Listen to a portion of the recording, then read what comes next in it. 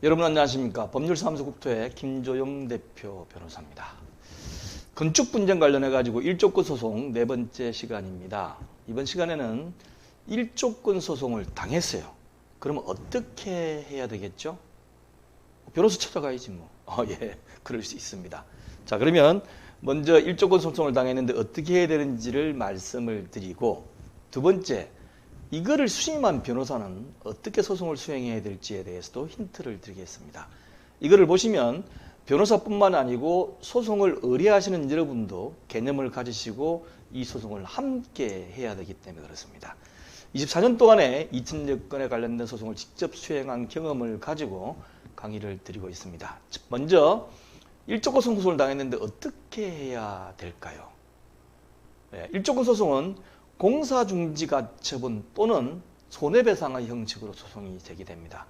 일반적으로 공사중지가처분을 해가지고 공사가 중지가 되면 가해 건물을 짓는 사람 입장에서는 굉장히 손해가 크기 때문에 소송 진행하는 사람, 피해자 측에서는 가장 많은 타격을 주기 위한 공사중지가처분을 먼저 제기를 하는 경우가 많아요.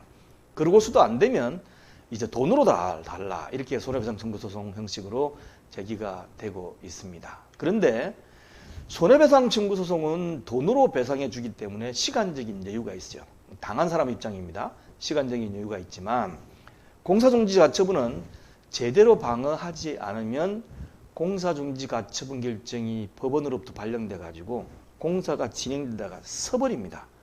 그래서 만약에 공사중지가처분 심, 흔히 얘기하는 1심에서 져버리면 항고심에 올라가서라도 어떻게 뒤집는 거라도 해야 될 거 아닙니까? 그래서 신속하게 대응을 해야 됩니다. 공사중지 가처분을 제기하는 입장도 빨리 해야 된다고 제가 말씀을 드린 바가 있죠. 그리고 이 일조권 소송은 소송 당사자 개인이 처리할 수 있는 성격의 소송이 아닙니다.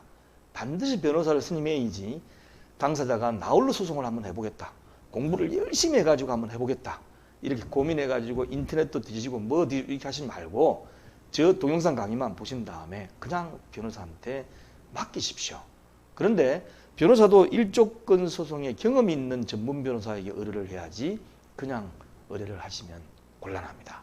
자, 그러면 사건은 수임한 변호사는 어떻게 소송을 수행해야 되는지, 혹시 내가 변호사한테 소송을 맡기려고 자문을 상담을 했더니만 변호사가 뭐 잘 얘기도 못하고 뭐 어떻게 해야 되는지도 잘 못한다, 그러면 그 사람은 맡기면 안 됩니다.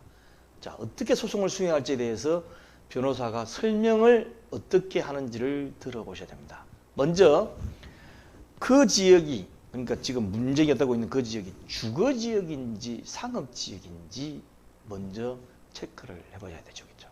그리고 가해 건물이 어떤 용도 건물인지, 뭐 주택을 짓는 건지, 공장을 짓는 건지, 또는 공공성이 있는 건물인지, 병원을 짓는 건지, 뭐 학교 기숙사를 짓는 건지, 학교 건물을 짓는 건지, 또 가해 건물을 짓는 데 대해서 피해자가 그걸 이용해 가지고 일정한 이익을 받는 것은 아닌지 여부도 중요한 체크사항 중에 하나입니다. 마찬가지로 피해 건물이 어떤 정도 건물인지, 일조권 침해 당한다고 하는 그 건물이 주택인지 학교인지 아니면 기숙사인지 또는 뭐 독신사 숙소인지 뭐 여러 경우에 따라서 차이가 있을 수 있습니다.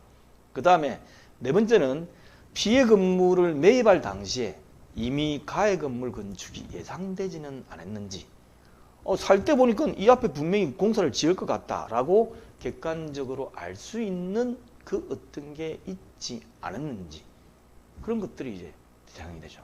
그 다음에 피해 건물이 이미 다른 건물로부터 일조 침해를 받고 있지는 않은지, 이것도 중요한 체크사항입니다. 그 다음에 여섯 번째로 피해 건물의 향이 남향인지 동향인지 서향인지, 동향하고 서향은 이미 자기가 일부 침해를 받고 있었으니까.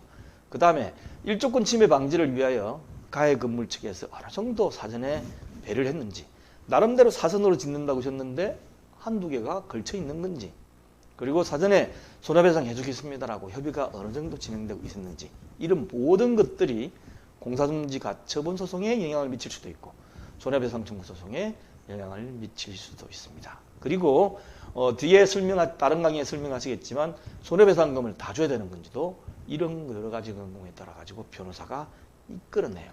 그래서 변호사하고 소송을 주기 위해서 상담할 때 그 변호사가 이런 식으로 한번 체크를 해봐 가지고 진행을 하겠습니다 라고 하면서 이 얘기가 술술술술 나와야지 그냥 뭐 흐리멍텅하게 얘기하면 자기는 일조 소송의 전문가다 그러는데 얼마 안 해본 경우에 해당될 수밖에 없습니다. 자, 이 소송은 이 강의는 홈페이지인 r119co.kr에 오면 많은 것 중에 일조권 분쟁 관련된 부분에 넣어놓도록 하겠습니다. 감사합니다.